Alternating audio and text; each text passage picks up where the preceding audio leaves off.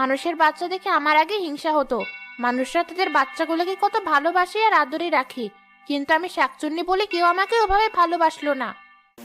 ওই তো ওর কোলের বাচ্চাটাই না, এখনই আমার হাত লম্বা করে ওকে আমাদের কাছে নিয়ে আসছি। কি হলো, তুই ঘুমানো বাদ দিয়ে হঠাৎ কাঁদা শুরু করলি কেন? এ কি, কে তোর গায়ে হাত দিয়ে তোকে টেনে নিয়ে যেতে চাইছি? আজ ওই হাতে ভেঙে ফেলবো আমি। আমার হাতে ভেঙে কেন?